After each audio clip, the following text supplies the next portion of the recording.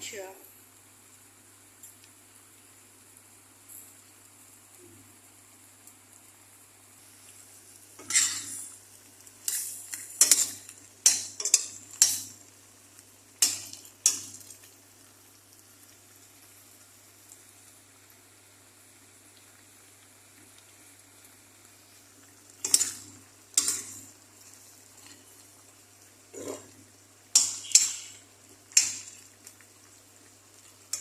Asahan natin.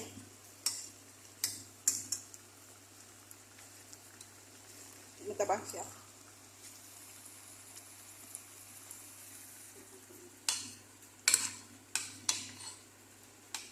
Itatak natin doon sa kanin.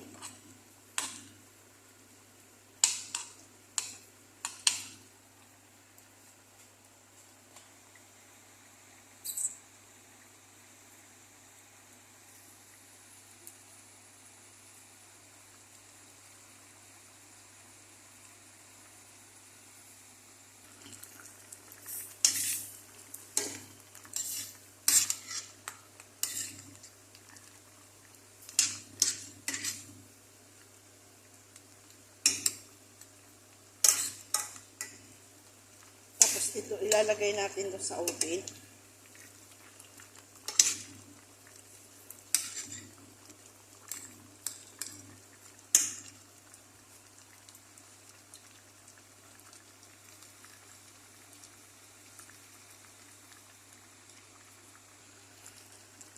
Linagay ko na po yung pinakuluan natin na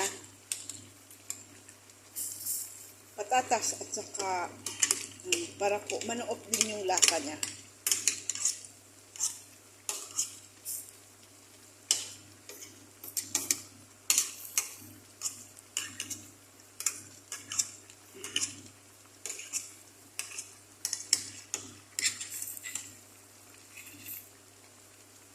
Diba? Ganun po ang pagluto ko. Tapos po, i-oven natin siyang konti. Pag konti na lang ang sabaw niya.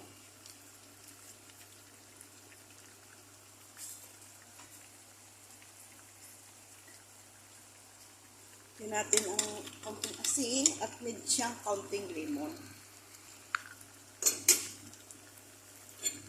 Yung lemon gusto tayo dito.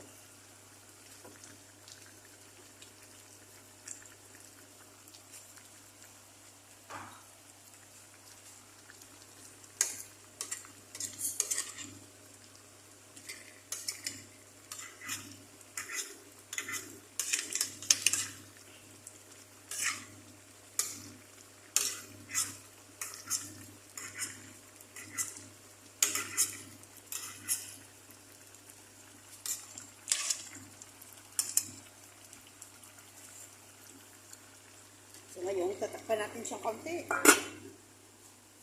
Ito po.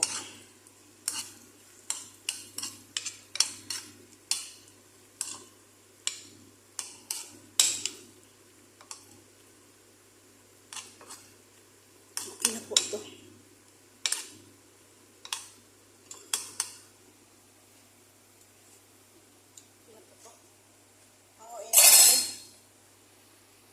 Ayan na po ang ating kanin. Tapos yung niluto po natin hipon, ilalagay po natin dyan sa gitna. Pero hindi na po yun makikita. Basta po ilalagay ko na lang yung po sa gitna. Kayo na po bahala. Para sa gitna lang po ang hipon. Ayan. Ayan yung kanin natin. Yung paggawa naman natin ng kanin, ginisa ko sa yung munggo split po, iginisa-gisa ko. Pero wala po siyang sibuyas o bawang, no? Gisa-gisain lang po sa kaunting mantika yung munggo.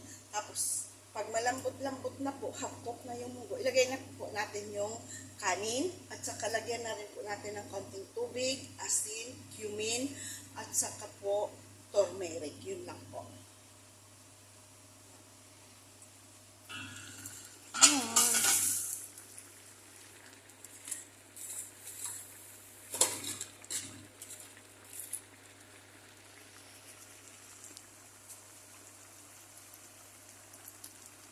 Lapit na yan.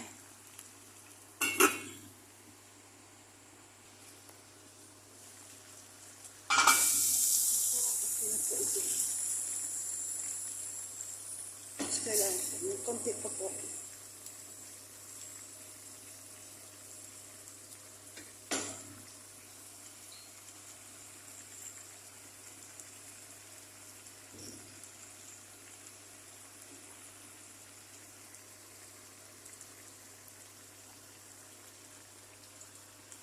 Konti pa.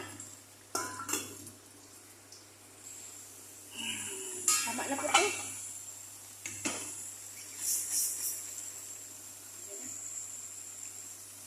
Close natin.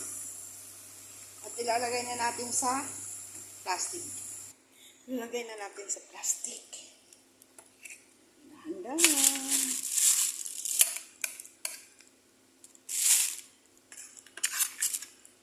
Pero po, yung mga rekado, hindi na natin yan isasama. Kasi po, ayaw nila yan makita. Kaya po, iba yung pagluto po. Ay, ko muna, kasi nahirapan po ako. Ayan, ilalagay na po natin yan sa oven. Kaunti na lang.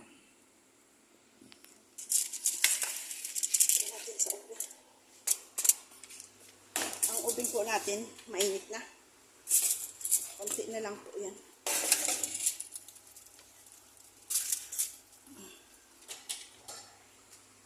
So, ayan pa yung mga rekado natin. Hindi na natin sinama. Kasi ayaw nila yan na nakikita. Ito naman po karne ito.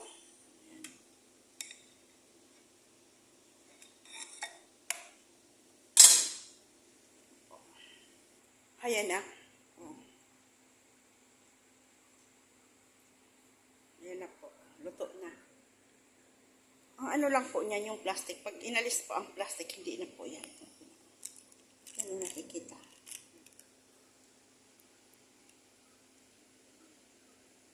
Ha?